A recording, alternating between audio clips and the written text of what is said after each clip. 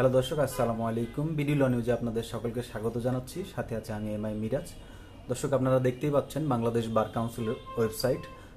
Bangladesh bar council গত 24/3/2022 তারিখে enrolment MCQ পরীক্ষার্থীদের জন্য লোয়ার কোর্টে যারা 27 তারিখ থেকে পরবর্তী 27/4/2022 পর্যন্ত যে এক মাস ফর্ম ফিল আপ করবেন, অর্থাৎ 27/3/2022 থেকে 27/4/2022 পর্যন্ত, এর মাঝে এক মাস সময় আপনাদেরকে বেঁধে দেওয়া হয়েছে। এর মধ্যে আপনাকে কি করতে হবে? যারা এমসিকিউ পরীক্ষায় অংশগ্রহণ করবেন তাদেরকে ফর্ম ফিল আপ করতে হবে। এই ফর্ম ফিল আপের জন্য যে শর্তগুলো রয়েছে সেই শর্তগুলো নোটিশে দেওয়া রয়েছে। সেই নোটিশটা আমরা আগে একটু জাস্টিসফাই করব, দেন আমরা চলে যাব যে আপনারা কিভাবে enrolment MCQ online form fill আপটি আপনারা পূরণ করবেন। এটি আসলে একটু ফার্স্ট টাইম, যেহেতু বাংলাদেশ বার কাউন্সিল লোয়ার কোর্টের যারা এমসিকিউ পরীক্ষা দেবেন তাদের জন্য করা হয়েছে। আগে তো আমরা অ্যানালগ সিস্টেমে জমা দিতাম, সেটি এখন ডিজিটালাইজ করা হয়েছে। সেজন্য বাংলাদেশ বার কাউন্সিলকে স্বাগত জানাচ্ছি। এবং এই যে স্টেপগুলো, অর্থাৎ বাংলাদেশ বার কাউন্সিলে এখন যারা এমসিকিউ পরীক্ষার্থীর জন্য ফর্ম ফিল আপ করবে তাদেরকে কিন্তু 6টা স্টেপ বা 6টি ক্যাটাগরি আপনাদেরকে ফিল আপ করে তারপরেই এনরোলমেন্ট প্রসেসের ফর্ম ফিল আপ আপনাদেরকে সম্পূর্ণ করতে হবে। তো আমরা এখন জানার চেষ্টা করব যে আসলে বাংলাদেশ বার কাউন্সিলের যে নোটিশটি, সেখানে আসলে কি বলা রয়েছে। আমরা যদি নোটিশটি ফলো করি, তো নোটিশে বলা রয়েছে, দেখুন, নোটিশটি বাংলাদেশ বার কাউন্সিল প্রকাশ করেছেন 24/3/2022 তারিখে, এবং সেখানে বলা রয়েছে যে 27/3/2022 থেকে এটা কার্যকাল শুরু হবে এবং 27/4/2022 তারিখে 11:49 পর্যন্ত এটি কিন্তু সচল থাকবে। এরপরে কিন্তু এই ফর্ম ফিল আপের কার্যক্রমটি বন্ধ করে দেওয়া হবে। তো এইখানে যে শর্তগুলো বা যে বিষয়গুলো উল্লেখ করা রয়েছে এটি একটু ক্লিয়ার করার চেষ্টা করব, তারপরে আমরা ফর্ম ফিল আপে চলে যাব। তো এইখানে বলছে যে যদি 27/3/2022 তারিখে বেলা 12টা থেকে 27/4/2022 তারিখ রাত 11:59 পর্যন্ত যদি আপনি অনলাইনে ফর্ম পূরণ করতে চান, তাহলে এই আপনি সরাসরি বাংলাদেশ বার কাউন্সিলের ওয়েবসাইটে গিয়েও লিঙ্ক পেয়ে যাবেন, সেখানে দেওয়া রয়েছে। এছাড়াও কেউ যদি মনে করেন যে না, আপনি টেলিটকের থেকে সরাসরি ওয়েবসাইটে ঢুকে ফর্ম ফিল আপ করবেন, সেক্ষেত্রে আপনাকে ফর্ম ফিল আপ করতে হবে bar.teletalk.com.bd। ঢুকলেই আপনি সেখানে আমাদের এই বাংলাদেশ বার কাউন্সিলের অনলাইন ফর্ম ফিল আপের সুযোগটি আপনারা পেয়ে যাবেন।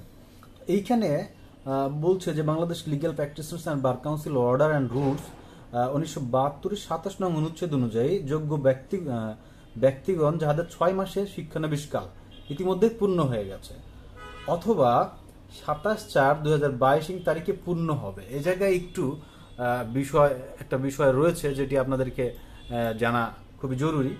এখানে বলছে যে আগামী যে 27/4/2022 তারিখের মধ্যে, অর্থাৎ এটি তো লাস্ট ডেট, এই লাস্ট ডেটেও যদি কারো যে আপনারা পিপলস ফর্ম জমা দিয়েছেন সেটির মেয়াদ যদি সেই তারিখে 6 মাস পূর্ণ হয়, তাহলেও আপনারা বাংলাদেশ বার কাউন্সিলে গিয়ে রেজিস্ট্রেশন ফর্মটি আপনারা প্রিন্ট করে আপনারা সরাসরি আমাদের বাংলাদেশ বার কাউন্সিলের ওয়েবসাইটে গিয়ে আপনারা ফর্ম ফিল আপ করতে পারবেন। এখানে এই সুযোগটি কিন্তু দেওয়া রয়েছে, এটি আপনারা পূরণ করতে পারবেন। এবং এখানে যে শর্তটি রয়েছে যে বাংলাদেশ বার কাউন্সিলের বিধি 60-এর যে রুলস এবং দ্বিতীয় যে শর্তগুলো দিয়েছে, সেই শর্তগুলো যদি আপনি পূরণ করতে পারেন, তাহলে কিন্তু আপনি বাংলাদেশ বার কাউন্সিলের ফর্ম ফিল আপটি করতে পারবেন। পরবর্তীতে কি বলছে আমরা একটু জানার চেষ্টা করব। বলছে যে পরবর্তী যারা পরীক্ষায় অংশগ্রহণ করবেন, অর্থাৎ পরীক্ষায় অংশগ্রহণের উপযুক্ত প্রার্থীগণকে তাদের নিজ নিজ বার কাউন্সিলের রেজিস্ট্রেশন নম্বর ও সন এন্ট্রি করতে হবে। অর্থাৎ আপনার বাংলাদেশ বার কাউন্সিলের যে রেজিস্ট্রেশন নম্বরটি রয়েছে, সেই রেজিস্ট্রেশন নম্বরের পাশে দেখবেন সন উল্লেখ করা রয়েছে, সেই সনটি আপনাদেরকে এন্ট্রি করতে হবে। আমরা যখন অ্যাপ্লিকেশন করব সেটিতে আমরা দেখিয়ে দেব। এবং এখানে বলছে যে সকল প্রার্থীর নিকট বার কাউন্সিল কর্তৃক ইস্যুকৃত যে বৈধ ভ্যালিড রেজিস্ট্রেশন কার্ড রয়েছে, সেই রেজিস্ট্রেশন কার্ডের যদি 27/4/2022 তারিখে বিধি মোতাবেক 6 মাসের প্রিভিলেজ সম্পন্ন হয়ে থাকে, তাহলে তাকে অনলাইন ডেটাবেজে নিজ নিজ যে ফর্ম পূরণ প্রক্রিয়া সেটি সেটি আপনি সম্পন্ন করতে পারবেন।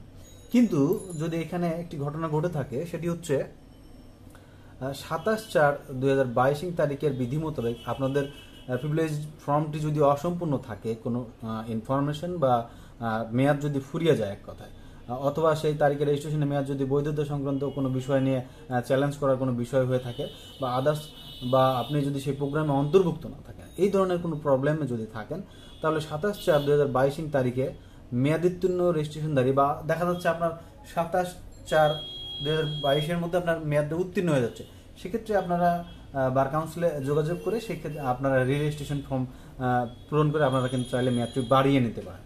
এই ধরনের বিষয়টি কিন্তু এখানে উল্লেখ করেছে এবং সেটি রি রেজিস্ট্রেশন যদি আপনি করে নিতে পারেন তাহলে কিন্তু আপনারা ফর্ম ফিল আপটি করতে পারবেন।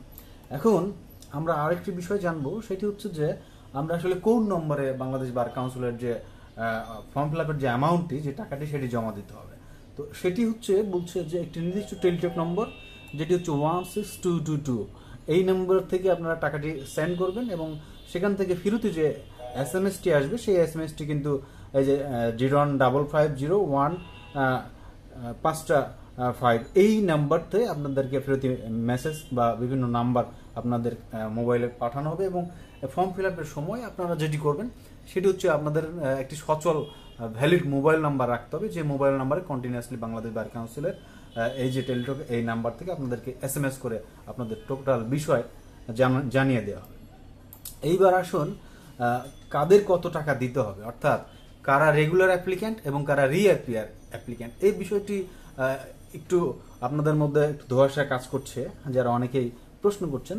তো এই বিষয়টি আমরা একটু যদি ক্লিয়ার হতে চাই, সেগুলো দেখুন। বলছে যে 27/4/2022 তারিখে বাংলাদেশ বার কাউন্সিলে রেজিস্ট্রেশনের মেয়াদ যদি বহাল থাকে, অর্থাৎ 27/4/2022 তারিখে যদি আপনাদের রেজিস্ট্রেশনের মেয়াদ বহাল থাকে, তাহলে এইরূপ যে সকল প্রার্থী ইতিপূর্বে কোনো এনরোলমেন্ট পরীক্ষায় অংশগ্রহণ করে না, অর্থাৎ 27/4/2022 তারিখে যদি আপনার রেজিস্ট্রেশনের মেয়াদ শেষ হয়ে যায় এবং আপনি যদি ফর্ম ফিল আপ করার যোগ্য ব্যক্তি হন, সেদিকে যদি আপনি রেজিস্ট্রেশন কার্ড পেয়ে যান 24 তারিখে 27 তারিখে, তাহলেও আপনি যদি কোনো পরীক্ষায় পূর্ববর্তী কোনো MCQ পরীক্ষায় আপনি যদি না দিয়ে থাকেন, তাহলে আপনি 27/4/2022 তারিখে মেয়াদ উত্তীর্ণ হওয়ায় নতুন করে যদি আপনি রি রেজিস্ট্রেশন ফর্ম অ্যাপ্লিকেশন করেন, তাহলে এই দুই ধরনের প্রার্থী যাদের কি হবে, যারা 27/4/2022 তারিখে মেয়াদ উত্তীর্ণ হয়ে গেছে, তারা আবার নতুন করে রি রেজিস্ট্রেশন করেছেন, এরকমও যদি কোনো প্রার্থী হয়ে থাকেন, তাহলে তারা দুজনেই কি করবেন, রেগুলার ক্যান্ডিডেট হিসেবে অনলাইন ফর্ম পূরণ করবেন।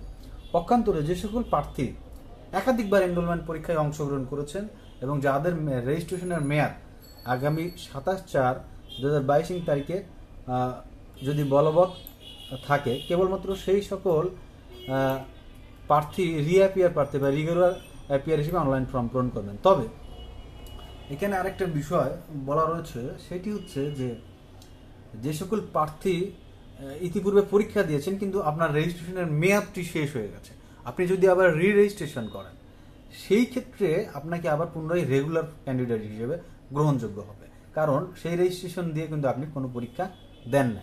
তো দেখুন, এখানে এই বিষয়টি বলছে যে 27/4/2022 তারিখে বার কাউন্সিলের রেজিস্ট্রেশনের মেয়াদ যদি বহাল থাকে, এইরূপ যে সকল প্রার্থী ইতিপূর্বে কোনো এনরোলমেন্ট পরীক্ষায় অংশগ্রহণ করেন নাই এবং যে সকল প্রার্থী যাদের রেজিস্ট্রেশন মেয়াদ 27/4/2022 তারিখে মেয়াদ উত্তীর্ণ হয়ে যায়, নতুন করে রি রেজিস্ট্রেশন করেছেন, তারা এই দুই ধরনের প্রার্থী কিন্তু নিয়মিত বা রেগুলার প্রার্থী হিসেবে ফর্ম ফিল আপ করবেন। পক্ষান্তরে যে সকল প্রার্থী ইতিপূর্বে এক বা একাধিকবার এনরোলমেন্ট পরীক্ষায় অংশগ্রহণ করেছেন এবং যাদের রেজিস্ট্রেশনের মেয়াদ আগামী 27/4/2022 তারিখে বাতিল হয় নাই বা বলবৎ রয়েছে, কেবলমাত্র তারাই শুধু রিঅ্যাপিয়ার ফর্ম পূরণ করবেন।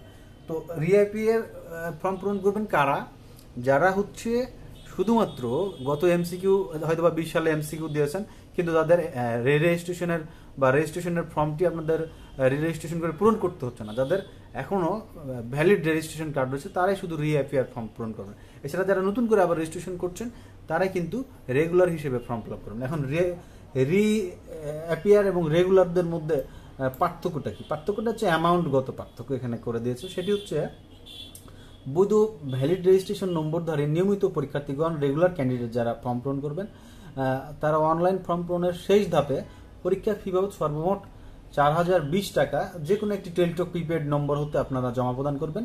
সেটার যে নাম্বারে প্রদান করবেন সেটা হচ্ছে 16222 এই নম্বরে। এবং যারা বৈধ রেজিস্ট্রেশন নম্বরদের রিঅ্যাপিয়ার পরীক্ষার্থী বা তারা শুধুমাত্র পরীক্ষার ফি বাবদ পরীক্ষার যে ফর্ম পূরণ সেটি সেই ধাপে সর্বমোট 1630 টাকা আপনারা যে কোনো একটি টেলিটক প্রিপেড নম্বর থেকে প্রদান করবেন। এই অ্যামাউন্টগত পার্থক্যর জন্যই রেগুলার এবং অ্যাপিয়ার ক্যান্ডিডেটদের সিস্টেমটি এখানে বাতলে দেওয়া হয়েছে। তো আমরা আশা করি যে এই বিষয়টি ক্লিয়ার হলাম। এখন আমরা জানবো যে এখানে আর কি কি বিষয় বলা হয়েছে। এখানে বিভিন্ন শর্তগুলো দেওয়া রয়েছে, এগুলো আপনারা পড়ে নেবেন। যে শর্তগুলোতে যদি কোনো ইনফরমেশন আপনারা গোপন করেন, সেক্ষেত্রে বার কাউন্সিল আপনাদেরকে পরবর্তী এমসিকিউ পরীক্ষায় অংশগ্রহণ করতে দেবে না, এই ধরনের কিছু নির্দেশনা তারা দিয়েছে। এবং আমরা যদি পরবর্তী যে নোটিশ সেটি যদি আমরা পরবর্তী পাতার নোটিশে যে বিষয়ে বলেছে যে এইখানে আমরা যখন ফর্মগুলো পূরণ করব, এই ফর্মগুলো পূরণ করার পরে মাঝামাঝি যে বিভিন্ন ক্যাটাগরিতে, বিশেষ করে আমরা যেহেতু ফিজিক্যালে এখন ফর্ম ফিল আপ করছি না, আমরা অ্যানালগভাবে ফর্ম ফিল আপ করছি না, আমরা ডিজিটালভাবে ফর্ম ফিল আপ করছি, কিন্তু আমাদের যে যারা ইন্টিমেশন জমা দিচ্ছেন তাদের যে কেসগুলো রয়েছে, এই কেসগুলো এখানে কিন্তু দিতে হবে 5টা সিভিল এবং 5টা ক্রিমিনাল কেস। এই কেসগুলো যেন সঠিক হয়, এই ইনফরমেশনগুলো যেগুলো আমরা দিচ্ছি এগুলো যদি ভুল হয় তাহলে কিন্তু তাদের ভাইবা পরীক্ষার্থীর সময় বা ভাইবা পরীক্ষা দেওয়ার সময় তাদেরকে কিন্তু এক্সপেল করা হবে, বা তাদের যদি তথ্যের কোনো গরমিল থাকে তাহলে কিন্তু আপনাদের সেক্ষেত্রে এক্সপেল করা হবে। সুতরাং বাংলাদেশ বার কাউন্সিলের এই অনলাইন ফর্ম ফিল আপটি করার জন্য খুবই সতর্কতা অবলম্বন করতে হবে। এবং যেটি করতে হবে, দ্বিতীয় পাতায় অর্থাৎ নোটিশের দ্বিতীয় পাতায় কিভাবে আপনি বাংলাদেশ বার কাউন্সিলের যে ফর্ম ফিল আপের ফি, সেই ফিটি প্রদান করবেন, সেটি SMS এর সিস্টেমটি এখানে দেওয়া রয়েছে, আপনারা দেখে নেবেন। তো এই হচ্ছে বাংলাদেশ বার কাউন্সিলের নোটিশের বিশ্লেষণ করলাম। তো নোটিশের বিশ্লেষণ আশা করি আপনারা ক্লিয়ার হয়েছেন। তারপরেও যদি কোনোভাবে আপনারা ক্লিয়ার হতে না পারেন আমাদেরকে অবশ্যই মেসেজ করবেন, আমরা ক্লিয়ার করার চেষ্টা করবো ইনশাল্লাহ। তো এখন আমরা জানবো যে কিভাবে আপনারা একটি বাংলাদেশ বার কাউন্সিলের ফর্ম ফিল আপ করবেন। তো আমরা যদি বাংলাদেশ বার কাউন্সিলের ওয়েবসাইটে ঢুকি তাহলে সেখানে দেখবেন যে লেখা রয়েছে যে online application for advocate enrolment exam lower court. অর্থাৎ যেহেতু আমরা লোয়ার কোর্টের অ্যাপ্লিকেশন করব, দেখুন যারা হাইকোর্টে অ্যাপ্লিকেশন করবেন তাদের এখানে নো অ্যাপ্লিকেশন লেখা রয়েছে, এবং যারা লোয়ার কোর্টে অ্যাপ্লিকেশন করবেন তাদের বলা রয়েছে যে application for enrolment as advocate. যারা অ্যাডভোকেট হিসেবে MCQ পরীক্ষা দিতে চাচ্ছেন তারা এই জায়গায় ক্লিক করবেন। সুতরাং আপনারা বাংলাদেশ বার কাউন্সিলের ওয়েবসাইটে ঢুকলেই আপনারা এই ফর্মুলাটি পেয়ে যাবেন। তারপরে যদি আমরা এখন যেতে চাই যে কিভাবে আসলে ফর্ম ফিল আপটি করতে হচ্ছে, তাহলে দেখুন আপনারা যদি এইখানে ক্লিক করেন, অর্থাৎ লোয়ার কোর্টের এখানে যদি আমরা ক্লিক করি, দেখুন আমি ক্লিক করলাম, সেখানে লেখা রয়েছে যে application for enrolment as advocate 2022, application date এবং এন্ডিং ডেট, এই দুটি দেওয়া রয়েছে। এবং এখানে আমরা যে সার্কুলারটি বা আমরা যে নোটিশটি ব্যাখ্যা বিশ্লেষণ করলাম সেটি এখানে ক্লিক করলেই সেটি আপনারা পেয়ে যাবেন। এবং আমরা যদি অ্যাপ্লাই করতে চাই, ফর্ম ফিল আপ করতে চাই, তাহলে অ্যাপ্লাই ক্লিক করবেন। আমরা যদি এখানে যেহেতু যে অ্যাপ্লাই করলাম, দেখুন অ্যাপ্লাই লেখা রয়েছে রেজিস্ট্রেশন নম্বর, অর্থাৎ আপনাদের একটি ভ্যালিড রেজিস্ট্রেশন নম্বর বসাবেন। এবং কত সালে এটি 2000, যেহেতু এটা আমার রোল নম্বর, 2017 সালে আমি এনরোলমেন্ট রেজিস্ট্রেশনের মেয়াদ আমার জমা দিয়েছিলাম পিপুলস ফর্ম, সেই হিসেবে এই তারিখটি রেজিস্ট্রেশনের ফর্মে চলে আসছে। এবং এখানে আরেকটি বিষয় উল্লেখ করা হচ্ছে, দেখুন এখানে বলা হচ্ছে আপনি কি রেগুলার না রিঅ্যাপিয়ার। যদি কেউ রেগুলার হন তাহলে রেগুলারে ক্লিক করবেন, রিঅ্যাপিয়ার হলে রিঅ্যাপিয়ার। এবং রিঅ্যাপিয়ার এবং রেগুলারের যে পার্থক্যটি সেটি কিন্তু আমি আপনাদেরকে ক্লিয়ার করেছি। এখন এইখানে যদি এই যে রিঅ্যাপিয়ার দিলাম, দিয়ে যদি আমি এখন সাবমিট দিই, সাবমিট দিলে দেখুন এখানে কনফার্ম রেজিস্ট্রেশন, অর্থাৎ রেজিস্ট্রেশনের যে কনফার্মেশন, আপনার টোটাল ইনফরমেশন কিন্তু অটোমেটিক্যালি এখানে চলে আসবে যে আপনি কত তারিখে আসলে পিপুলাইজ ফর্মটি, আপনাদের কাউকে জিজ্ঞেস করতে হবে না যে আসলে আপনি আপনার অ্যাডভোকেটের সাথে কত সালে আপনি চুক্তিটি করেছিলেন, সেটি এখানে অটোমেটিকলি আপনার চুক্তিটি চলে আসবে। এবং আপনি কি রেগুলার না রিঅ্যাপিয়ার ফর্ম সেটি এখানে চলে আসছে। তো এটি পূরণ করার পরে আপনি নেক্সটে চলে গেলে সেখানে আপনার ডিক্লারেশন আসবে, অর্থাৎ যে ডিক্লারেশনটি আসবে সেটি হচ্ছে যে আপনি এই যে বাংলাদেশ বার কাউন্সিলের যে সাইটের এতে বা বিতে যে রুলসগুলো দেওয়া আছে সেখানে আপনি এটি পড়ে নেবেন যে আসলে এখানে এই ধরনের অফেন্সগুলোর সাথে আপনি জড়িত কিনা। যদি এই যে 1, 2, 3, 4, 5, 6, 7, 8টি ক্যাটাগরি দিয়েছে, এই 8টা ক্যাটাগরির মধ্যে যে কোনো একটিতে যদি আপনি ডিফল্ট হয়ে থাকেন তাহলে কিন্তু আপনি বার কাউন্সিলের MCQ পরীক্ষায় হিসেবে যোগ্য প্রার্থী বলে বিবেচিত হবে না। এবং এখানে যদি কোনো তথ্য আপনি গোপন করেন সেক্ষেত্রেও কিন্তু আপনি পরবর্তীতে হয়তো ভাইবার সময় হোক বা রিটার্নের সময় হোক, যখনই বাংলাদেশ বার কাউন্সিল আপনার তথ্যটি বের করতে পারবে তখন কিন্তু আপনার প্রার্থিতা বাতিল বলে ঘোষণা হবে। তো এই সবগুলো যদি আপনার ফুলফিল করা থাকে তাহলে আপনি আই হ্যাভ রিড এই তথ্যগুলো আপনি পড়েছেন বলে বা অবগত হয়েছেন বলে আপনি সিলেক্ট করবেন, দেন আপনি নেক্সটে চলে যাবেন। যদি নেক্সটে চলে যান সেক্ষেত্রে আমরা বাংলাদেশ বার কাউন্সিলের অ্যাপ্লিকেশন ফর্মটি পেলাম। যেমন এই যে এটি হচ্ছে অ্যাপ্লিকেশন ফর্ম। এই অ্যাপ্লিকেশন ফর্মটি আপনি যদি টোটালটা পূরণ করেন, সেখানে ইনফরমেশন দিয়েছে যেমন আমরা সরকারি চাকরির ক্ষেত্রে যে কোনো জায়গায় যখন আমরা অ্যাপ্লিকেশন করি সেক্ষেত্রে কিন্তু একটা অ্যাপ্লিকেশন ফর্ম দেয়। সেভাবে আমাদেরও বাংলাদেশ বার কাউন্সিল একটি অ্যাপ্লিকেশন ফর্ম দিয়েছে। তো এখানে পার্সোনাল ইনফরমেশন আপনারা পূরণ করবেন। সেখানে আপনাদের এনআইডি, পাসপোর্ট নম্বর যদি থাকে সেটি দিবেন, আপনাদের ডেট অফ বার্থ দিবেন, আপনার মাতার নাম দিবেন, পিতার নাম এবং আপনার নাম এখানে দেওয়াই থাকবে। এটি হচ্ছে পার্সোনাল ইনফরমেশন। যখন আপনারা পূরণ করে ফেলবেন, এই হচ্ছে ক্যাটাগরি 1। এখান থেকে 6টা ক্যাটাগরি, অর্থাৎ 6টা স্টেপ আপনাকে ফুলফিল, একের পর এক যদি ফুলফিল করেন তাহলে একটা আপনারা স্টেপ আগাতে পারবেন। এই 6টা স্টেপ সম্পূর্ণ করলেই আপনি বাংলাদেশ বার কাউন্সিলের অ্যাডভোকেট এনরোলমেন্টের এমসিকিউ পরীক্ষার ফর্ম ফিল আপটি আপনি সম্পন্ন করতে পারবেন। তো এই হচ্ছে নাম্বার 1 স্টেপ। এটি আপনারা ফিল আপ করার পরে আপনাদের আসবে কন্ট্যাক্ট ইনফরমেশন ডিটেল, অর্থাৎ আপনার একটি ভ্যালিড নাম্বার ডাবল এখানে দেওয়া লাগবে। প্রথমে আপনি যে নাম্বারটি দিয়েছেন সেটি আপনার second time retype mobile number, সেটি আপনারা টাইপ করবেন এবং যে নাম্বারটি টাইপ করবেন সেটি যেন ভ্যালিড থাকে এবং রেগুলার আপনার প্রতিনিয়ত চালু থাকে। কারণ এই নাম্বারটিতেই বাংলাদেশ বার কাউন্সিল আপনাদের বিভিন্ন তথ্যর ইনফরমেশন আপনাদের মেসেজ করে দেবে এবং এখানে একটি ভ্যালিড ইমেইল নাম্বার দিবেন যেটিতে আপনাদের কাছে মেসেজ বার কাউন্সিল পাঠাতে পারে যদি ফোনে আপনাদের না পাওয়া যায়। এবং এখানে আপনাদের প্রেজেন্ট অ্যাড্রেস এবং পার্মানেন্ট অ্যাড্রেস ফিল আপ করতে হবে। এইটি ফিল আপ করলে নেক্সট বাটন আসবে, সেই নেক্সট বাটনে ক্লিক করলে আপনারা স্টেপ 3-তে চলে যাবেন।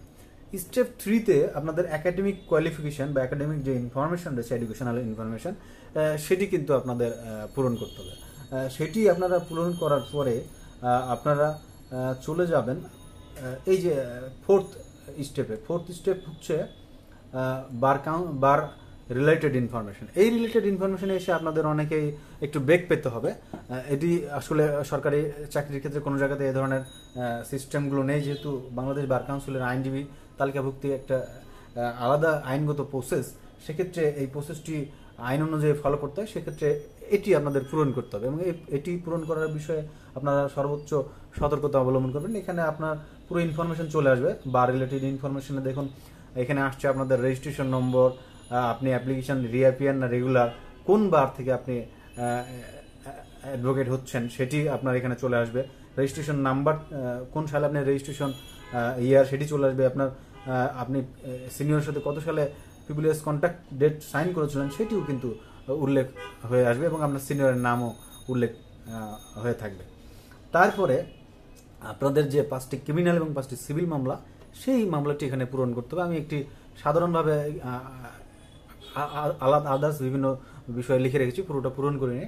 আপনাদের বোঝানোর স্বার্থে এই বিষয়টি আমি ওপেন করেছি। দেখুন এখানে বলছে যে হচ্ছে কেস নাম্বার উইথ সেকশন। এখানে আপনাদের বসাতে হবে কেস নম্বর এবং কত নম্বর সেকশন অনুযায়ী আপনারা মামলা করছেন সেটি আপনাকে বসাতে হবে, অর্থাৎ কত নম্বর কেস এবং সেকশনটা এখানে বসাতে হবে এবং আপনি এটি কোন কোর্টে মামলাটি করছেন, নেম অফ দ্য কোর্ট, সেই কোর্টের নাম আপনাকে এখানে বসাতে হবে এবং সেই পার্টিদার অর্থাৎ প্ল্যান্টিভ অ্যান্ড ডিফেন্ডেন্ট এই দুজন বাদী এবং বিবাদীর নাম এখানে আপনাদের ইংরেজিতে বসাতে হবে, নেম অফ দ্য পার্টিস।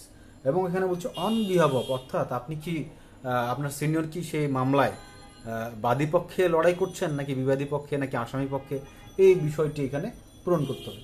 এইভাবে 5টা কেস, সেম 5টা কেসই কিন্তু একই information, case number and section, case number with section, number of the court, name of the parties, on behalf of এবং প্রেজেন্ট পজিশন, অর্থাৎ মামলাটি কোন পজিশনে রয়েছে, মামলা কি চার্জের জন্য রয়েছে নাকি স্বাক্ষর জন্য রয়েছে, এই বিষয়গুলো এখানে আপনাকে উল্লেখ করতে হবে। এইভাবে 5টা ক্রিমিনাল কেস আপনাকে প্রত্যেকটা ক্যাটাগরি ওয়াইজ পূরণ করতে হবে। দেন আপনাদের চলে যেতে হবে 5টি সিভিল কেস। 5টি সিভিল কেসে আপনাকে পূরণ করতে হবে case name with section, name of the court, on behalf of, অর্থাৎ কার পক্ষে আপনার আইনজীবী লড়ছেন, নেম অফ দ্য পার্টিস, বাদী এবং বিবাদীর নাম, প্রেজেন্ট পজিশন, অর্থাৎ মামলাটি কোন পজিশনে রয়েছে, মামলাটি কি সমনের জন্য রয়েছে কিনা, মামলাটি আর্গুমেন্টের জন্য রয়েছে কিনা, হিয়ারিং এর জন্য রয়েছে কিনা, আদার্স যে সিভিল মামলার যে পজিশনগুলো সে কোন পজিশনে মামলাটি পর্যায়ক্রমে চলমান রয়েছে সেটি আপনাকে উল্লেখ করতে হবে। এইভাবে সিভিল মামলার ক্ষেত্রেও 5টি ক্যাটাগরি আপনাদেরকে ফিল আপ করতে হবে। তো আমরা পর্যায়ক্রমে 5টি সিভিল এবং 5টি ক্রিমিনাল মামলা ফিল আপ করে দিয়ে নেক্সট স্টেপ দিলেই আমরা চলে যাব 5 নম্বর স্টেপে। 5 নম্বর স্টেপটাই যে বিষয়ে বর্ণনা করা রয়েছে সেটি একটু ক্লিয়ার করবেন। প্রত্যেকটা বিষয়ে আপনি যদি বাংলাদেশ বার কাউন্সিলের এনরোলমেন্ট পরীক্ষার যোগ্য প্রার্থী হন তাহলে প্রত্যেকটাই আপনার না অ্যান্সার হওয়া লাগবে, অর্থাৎ নো উত্তর দিতে হবে। নো উত্তর কিভাবে? এখানে হচ্ছে আদার ইনফরমেশন, অর্থাৎ এনগেজেস ইন এনি বিজনেস প্রফেশন, অর্থাৎ আপনি কোনো সরকারি চাকরি প্রফেশনে রয়েছেন বা সার্ভিস হোল্ডার হিসেবে রয়েছেন কিনা, বাংলাদেশ বার কাউন্সিলের যে শর্তগুলো সেই শর্তগুলো যদি আপনি ফিল আপ না করে যদি আপনি ইরেগুলার হিসেবে বা অবৈধ হিসেবে যদি আপনি পরীক্ষায় অংশগ্রহণ করেন তাহলে কিন্তু আপনি আপনার প্রার্থিতা বাতিল বলে গণ্য হবে। তো সেই ক্ষেত্রে এই ইনফরমেশনগুলো যদি ইয়েস থাকে তাহলে আপনি বাংলাদেশ বার কাউন্সিলের পরীক্ষার যে আর যোগ্য প্রার্থী হিসেবে বিবেচিত নন। তো এটি হচ্ছে নো। আপনি হচ্ছে ডিক্লেয়ার ইনসলভেন্ট, আপনি কি দেউলিয়া কিনা? অবশ্যই আপনি দেউলিয়া হলে বাংলাদেশ বার কাউন্সিলের পরীক্ষা দিতে পারেন না, অবশ্যই আপনি দেউলিয়া না। তারপরে বলছে যে আপনি কোনো ডিসমিস অফ দ্য কোনো সরকারি চাকরি থেকে আপনি চাকরিচ্যুত হয়েছেন কিনা এটি বলা রয়েছে। তারপরে বলছেন কনভিক্ট টু এনি অফেন্স, আপনি কোনো ক্রিমিনাল মামলায় অফেন্সে আপনি দণ্ডপ্রাপ্ত ছিলেন কিনা, কত বছর দণ্ডপ্রাপ্ত ছিলেন সেটি আপনাকে যদি দণ্ডপ্রাপ্ত হয়ে থাকেন সেটি ফিল আপ করার পর যদি দেখে যে না যত বছর টাইমটি বেঁধে দিয়েছে বাংলাদেশ বার কাউন্সিল সেটি ফিল আপ করেন। যেমন আমি যদি এখানে ইসি ক্লিক করি তাহলে কিন্তু আদার্স অপশনটি চলে আসবে, সেই তারিখটি দিলে বার কাউন্সিল যদি দেখে যে না ডেটটি আপনি ফিল আপ করতে পারছেন সেই তাহলে আপনি বাংলাদেশ বার কাউন্সিলের এনরোলমেন্ট এমসিকিউ পরীক্ষায় উত্তীর্ণ হওয়ার জন্য বা এমসিকিউ পরীক্ষার ফর্ম ফিল আপের যোগ্যতা রাখেন। তারপরে এখানে আরও একটি ইনফরমেশন বলেছেন, এই যে ইনফরমেশনগুলো টোটালে এক কথায় এই প্রত্যেকটি আপনার না হতে হবে। না হওয়ার পরে যদি আপনি পরবর্তী স্টেপে যেতে চান সেখানে আরও দুটি বিষয় এখানে উল্লেখ করা রয়েছে। সেই দুটি বিষয়ে শুধুমাত্র যারা নেক্সটে কোনো কোনো ক্ষেত্রে এমসিকিউ রিটেন পরীক্ষায় পাশ করে এমসিকিউ পরীক্ষা পাশ করে রিটেন পরীক্ষার জন্য অপেক্ষমান ছিলেন বা রিটেন পরীক্ষায় রোল নম্বর পেয়েছেন এবং রিটেন পরীক্ষায় হয়তো আপনারা ফেল করেছেন, তাদের এখানে ইনফরমেশনটি ফিল আপ করতে হবে যে যারা last written examination roll number, যারা লাস্ট রিটেন পরীক্ষা দিয়েছেন তাদের যে রোল নম্বরটি সেটি আপনারা এখানে ফিল আপ করবেন এবং আপনারা এটি কত সালে রিটেন পরীক্ষাটি দিতে চাচ্ছেন,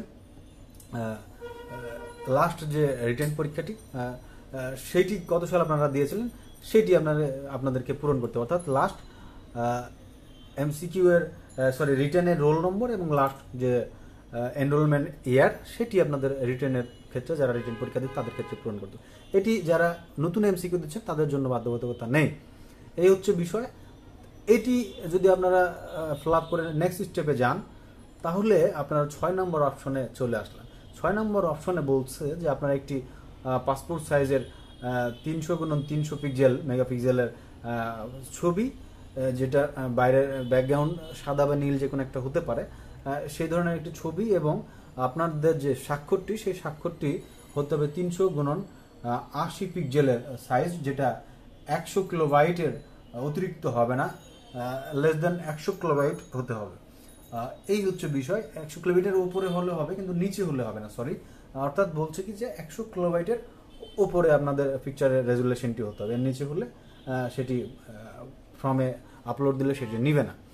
এই বিষয়টি যখন আপনারা ফাইল থেকে নিয়ে আপনারা যখন চয়েস ফাইল দিয়ে আপনাদের ছবি এবং সিগনেচার আপলোড করবেন এখানে দিয়েছে যে ডিক্লারেশন, এই যে বর্ণনাগুলো আপনারা দিলেন এই বর্ণনাটি কি সঠিক না, এই বিষয়টি আপনারা অ্যাকসেপ্ট করলেন কিনা বা আপনি মেনে নিলেন কিনা যে যাবতীয় ইনফরমেশন দিচ্ছেন এই ইনফরমেশনগুলো আপনার জানা মতো সবগুলো সঠিক। এটি যদি আপনি ক্লিয়ার করে যদি আপনি সাবমিটে ক্লিক করেন তাহলে কিন্তু আপনার ফর্মটি পূরণ হয়ে যাবে। এই হচ্ছে আপনাদের বাংলাদেশ বার কাউন্সিলের এনরোলমেন্ট এমসিকিউ পরীক্ষায় ফর্ম ফিল আপের যাবতীয় বিষয়। আজকের মতো এখানে শেষ করছি। আপনারা যারা এই বিষয়টি জানলেন তাদের মধ্যে কোনো কনফিউশন থাকলে অবশ্যই আপনারা কমেন্ট করে জানানোর চেষ্টা করবেন। আজ এখানে শেষ করছি। সকলে ভালো থাকুন, সুস্থ থাকুন। আসসালামু আলাইকুম ওয়া রাহমাতুল্লাহ।